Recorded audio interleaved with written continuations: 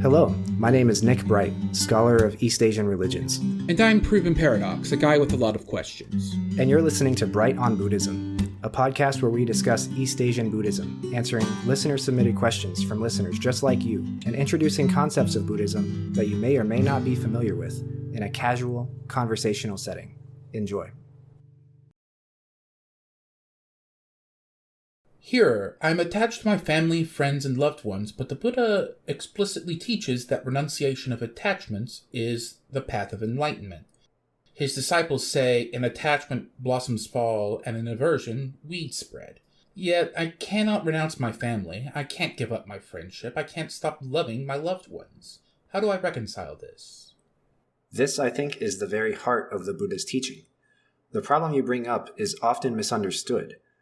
To renounce your attachments does not mean to renounce your family, friends, or loved ones. To renounce your attachments is to renounce your own idea of those people. You have a perception of a person, and that perception is flawed and incomplete. But because we deludedly believe it to be true reality, we have feelings and emotions and associations attached to them. That is all happening in our own minds, and it only leads to suffering. I see. So to renounce my loved ones is not to stop loving them, but rather to stop loving my own idea of them. Precisely. The Buddha recognizes the situation as it is. We live in this world, and we have relationships in it.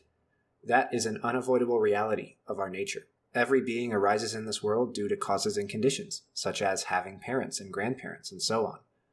However, to mistake people, relationships, feelings, or experiences as truly existing, to regard them as not being subject to emptiness and impermanence, that is delusion, and that is avoidable. Am I still allowed to be pious, respectful, and deferent to my parents? Or to be faithful, affectionate, and devoted to my romantic partners?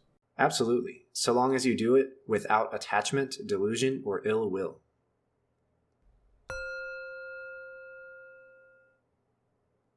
Hello, and welcome to this week's episode of Bright on Buddhism. This week, we will be discussing relationships in Buddhism. How does Buddhism perceive friendships and romantic relationships? How does this relate to non-attachment? How does one maintain these relationships and follow the precepts? We hope you enjoy. So, how does Buddhism perceive friendships and romantic relationships? Let us start by defining friendships and romantic relationships such that we can understand what the Buddha has to say about them. Romantic relationships and friendships are both associations between people which take place over a period of time. They reflect some mutual feelings of affection, love, devotion, etc. These feelings determine behavior toward and with those people. The assumption is that if the relationships are good, then when they end, there are feelings of loss, sadness, pain, grief, etc. The Buddha understands that these relationships are a reality in the world, and human beings are inherently social creatures. And to not have relationships is destructive to one's mindfulness, to one's wellness, and to one's behavior. However, there's a component here that the Buddha has taken issue with. Buddhism is at its heart recognizing that the way we understand the world is flawed. There is reality the way it is, and there is reality the way we perceive it to be. This perception is a very flawed carbon copy, and how flawed it is or what kind of flaws it has are all directly related to our karma, our mindfulness, our cultivation of the Eightfold Path, and so on. From that, there is the assumption that all of this stands in the way between us and interacting with reality as it is. To that end, when we think of things, relate with things, and so on, we are actually relating with our own image, our own perception, our own copy of reality, and not with reality itself. So when we think of hot stove, for example, we are bringing up an image that our mind has taken of a hot stove, and it is very likely that that image of hot stove does not correspond to any real hot stove in the world, because real hot stoves have mass, they have heat, they have an energy source, etc. And our mental images have none of that. Furthermore, that image of the hot stove has a connotation of danger. We have a memory of touching it, getting burned, and now our behavior is determined by that memory. However, that memory is attached to this image or impression we have in our minds, and really has nothing at all to do with the reality of a hot stove. Friendships and relationships are very much the same way. We have images and impressions of people in our lives, and those images or impressions of people have a number of characteristics. One, they are an incomplete picture of that person because that person has a life and feelings and experiences outside of your own perceptions of them. Two, they have connotations and associations through memories, judgments we have made on their characters, and associations and connotations we have that are informed by experiences outside of that relationship and outside of our interactions with that person. And three, they determine how we feel and act around that person. And four, this is all happening inside of our own heads and has very little to do with the reality of that person as they are. So there's a couple of things in there that I'm going to poke at for a bit. So before we were talking about, the idea of a hot stove, we say, and it is very likely that that image of a hot stove does not correspond to any real hot stove in the world. In my case, there's a very specific hot stove that I'm thinking of that I had this experience with. How does this... I'm not going to say my memory of that hot stove is the stove, but I will say that it has a pretty strong connection to the specific stove that I remember burning my hand on. I'm kind of having a hard time reconciling that. Like, if we separate our perceptions of things like this from the actual things themselves, that would still not change the way we behave around these things. Like, surely this teaching is not trying to say, so give all hot stoves a chance, this one might not burn you. That's ridiculous. You're absolutely right about that. So even though the memory itself is not the stove itself, obviously, like you say, we should not give all hot stoves a chance because some of them may or may not burn you. But what I will say is, like, in the Buddhist teaching, the idea is there that memory is incomplete and that memory is colored and biased by our connotations and our associations. And the more of those that we have, and also the more time that passes, and the more times we remember something, the more distant from reality that memory becomes. So the memory I have of reading the script for the hermit and hearer scene is very vivid because I did that very recently. If you ask me in a month about every little detail of that scene, because of the amount of time that's been going on and because of connotations and associations I have, and because the many times between now and then when I will be remembering it again, all of that will make the memory depart from the actual reality of what it was like to record that scene. This is very analogous to saving a JPEG off the internet. If you save or copy a JPEG enough times, every single time there's a small amount of flaw in the way that it saves and the way that it compresses, such that if you do it enough times, you actually start to visually see on the JPEG itself that there are now JPEG artifacts. The image is now dinged up. It's now lower quality. It's now not what it started out as. It's changed over time. And memory works in the exact same way. Every time we remember something, we're not remembering that thing. We are remembering ourselves remembering. This is what the common psychological consensus is in the sciences now, by the way. The neurosciences are saying that we are remembering our memories rather than remembering the thing themselves. And Buddhism agrees here. In that regard, memory has a way of declining. It has a way of skewing further and further and further from reality. And this is also affected by how we feel and what we're doing and what we think and what we believe while we are making those memories. For example, every memory we have of a bad experience is a memory of a bad experiences, and it has a connotation of bad because we were feeling bad in the moment. But no experience in reality as it is inherently truly bad. It's neutral. It is what it is. It is only our perceptions and only our engagement with it, such that we have desire and attachment, that causes us to feel as though it is one way or the other.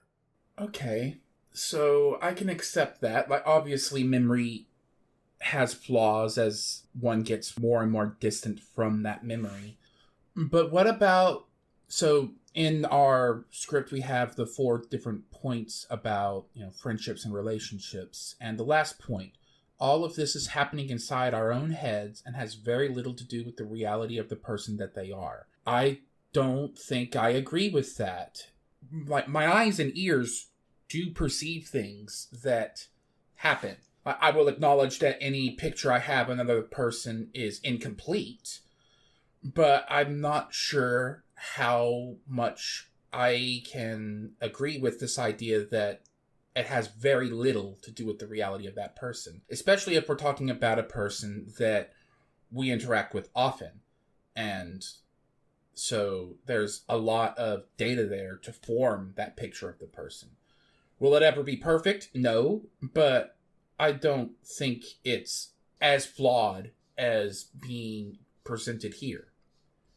That's a valid critique of what's going on here. And I think that it can be reconciled by understanding that when we say in Buddhism here, referring to reality as it is, or reality of a person or a thing as they are, we are not necessarily invalidating the experiences that we have with people and with things.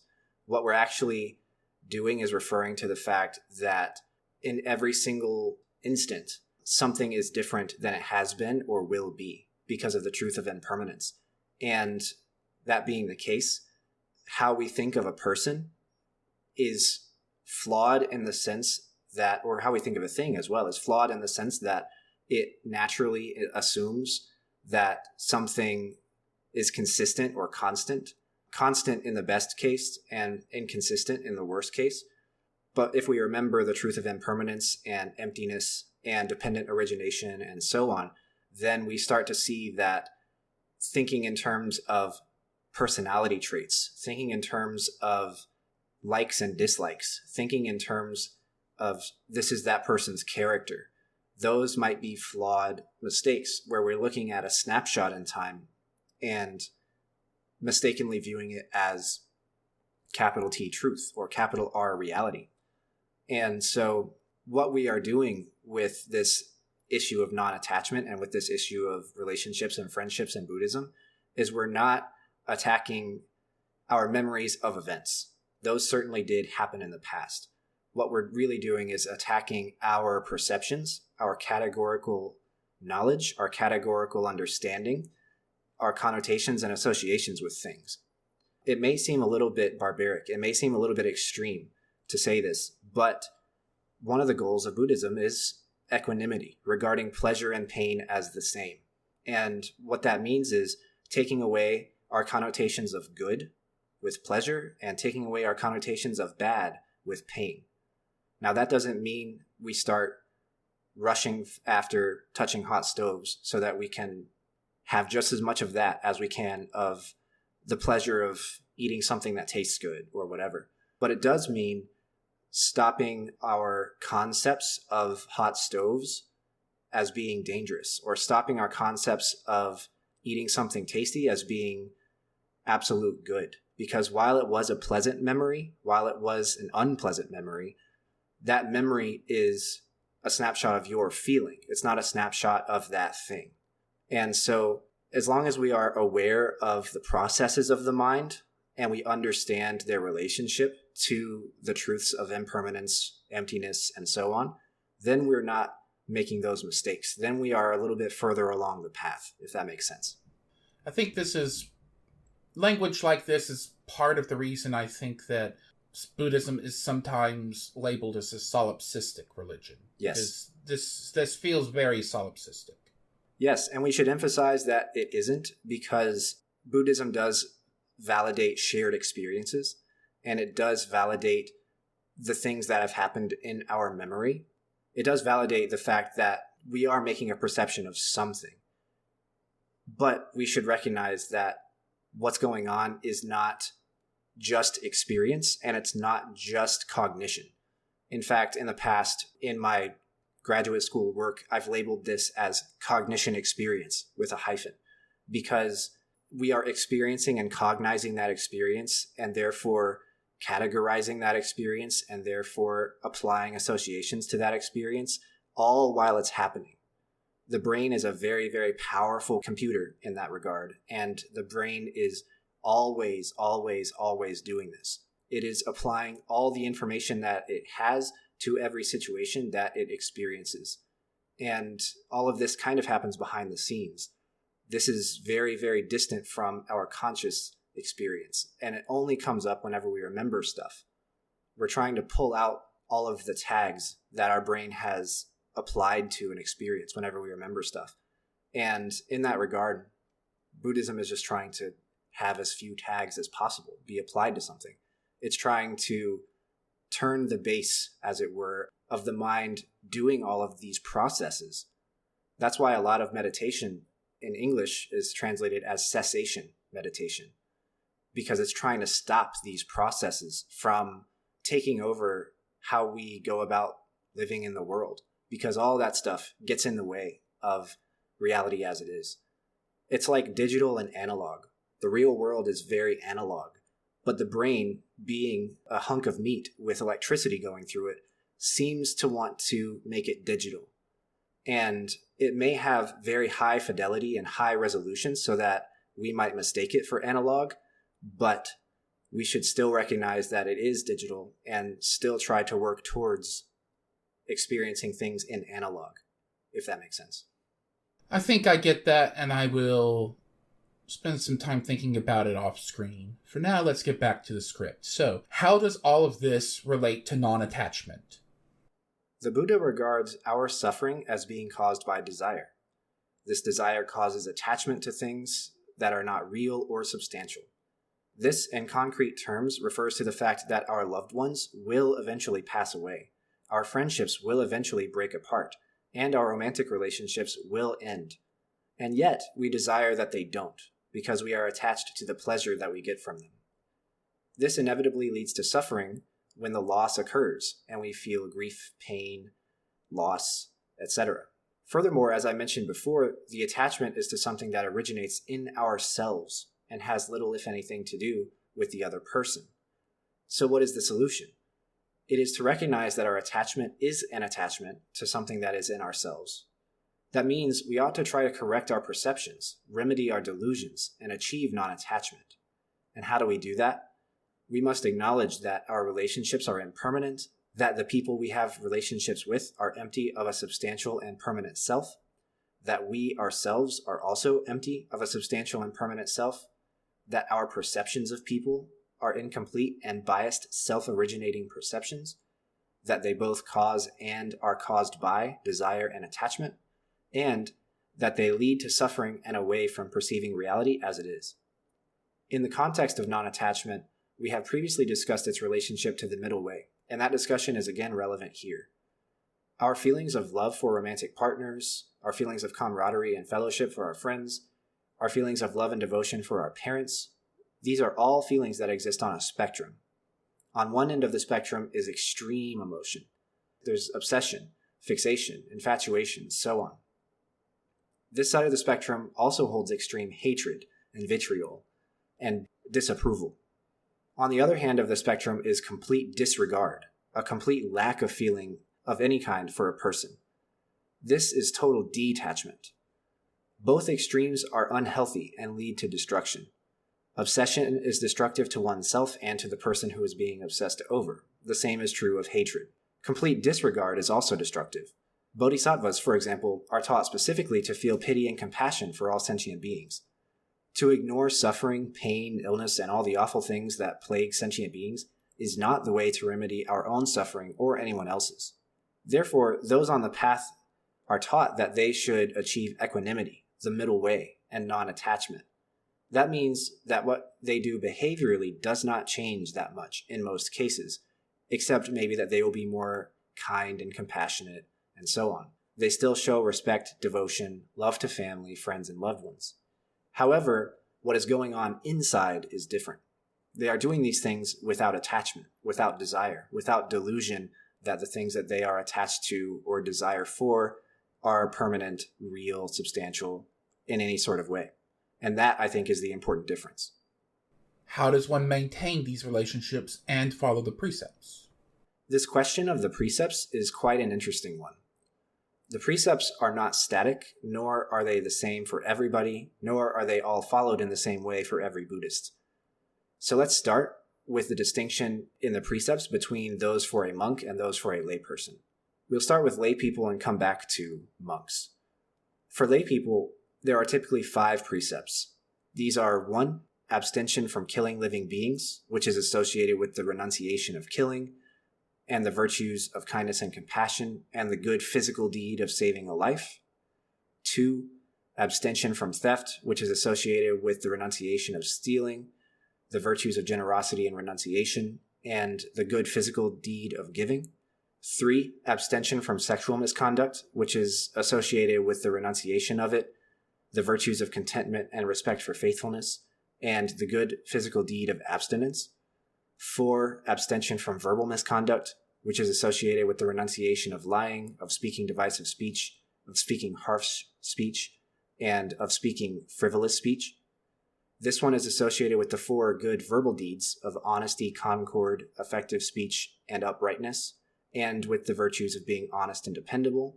And finally, 5, abstention from intoxication, which is associated with the renunciation of greed, hatred, and wrong views, and which is associated with the 3 good deeds of mental purity, kindness and compassion, and right view, and with the virtues of mindfulness and responsibility.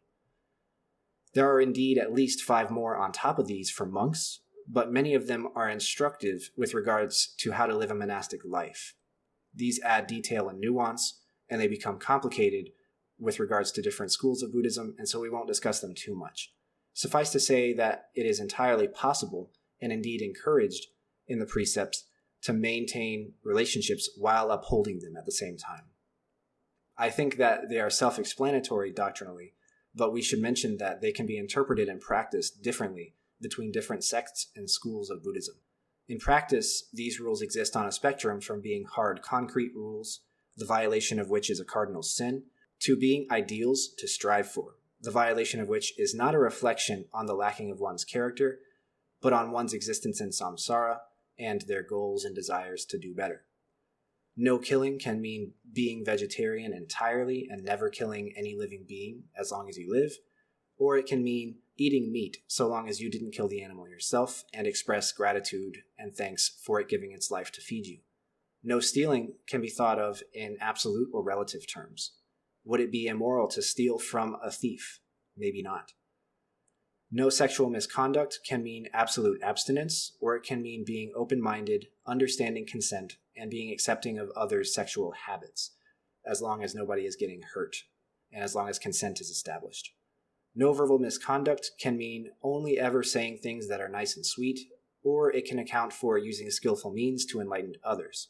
And finally, no intoxication can mean absolute abstinence from alcohol or any other type of drug, or it can mean using those things in moderation such that they don't interfere with your mindfulness and your practice. To that end, we see a lot of Buddhist monks in different schools who may or may not drink alcohol, who may or may not get married and have a family, who may or may not actually leave the householder lifestyle, which involves having a job, having this family, having possessions, and doing things in the world, all the way to the end of the spectrum of completely renouncing all worldly possessions and relationships and living in the forest or living in a temple or a monastery and doing nothing but meditating and studying the sutras. There's a lot of good doctrinal arguments for both ends of those spectrums, but we should understand that the precepts are nuanced and can be flexible depending on who you ask. So the 2 precepts I see that are specifically intersecting with relationships with other people are, of course, abstinence from sexual misconduct, which, I mean, that's just the state of being human. That's something that a lot of us are bad at, but still obviously a positive thing to strive for. But actual one that looks like it might be difficult, like actually technically difficult, is abstention from verbal misconduct. Especially if we're talking about like no harsh speech or frivolous speech. It feels like in a lot of friendships, a lot of speech is going to end up becoming frivolous. So, and every once in a while, harsh words are needed for someone. I can think of a couple of times where I have been in a conversation where I was subject to harsh words, but I needed that because I was messing up. So how does one walk that line? Verbal misconduct.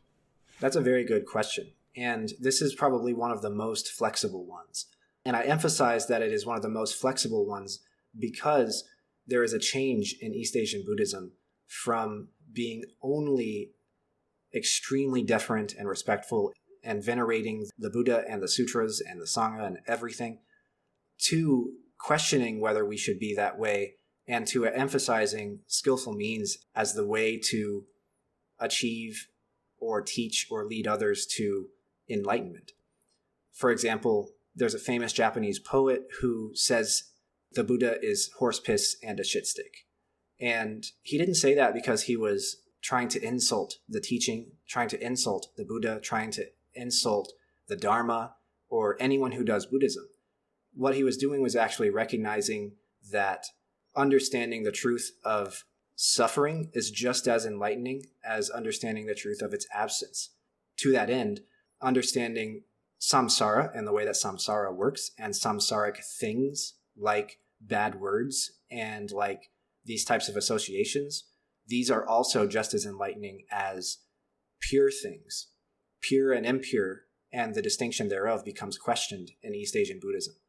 And so in relationships, harsh speech used skillfully, used appropriately, used with the correct intention is very much permitted. And it's the same with frivolous speech. It's the same with any other kind of speech that you can think of. In the case that you're bringing up where you were subject to harsh words but you needed them, one might say that that could be affectionate speech. The affectionate speech is speech that's supposed to make you feel better and make you feel closer to that person, and is supposed to show you something that the other person is feeling for you that you didn't know that they were feeling. And thus, harsh speech, if someone's giving that to you, it could mean that they care. It could mean that they are intending for your character to be better. For hearing it, it's trying to help someone. What this is trying to avoid is hurting strangers' feelings because you feel good when you do that.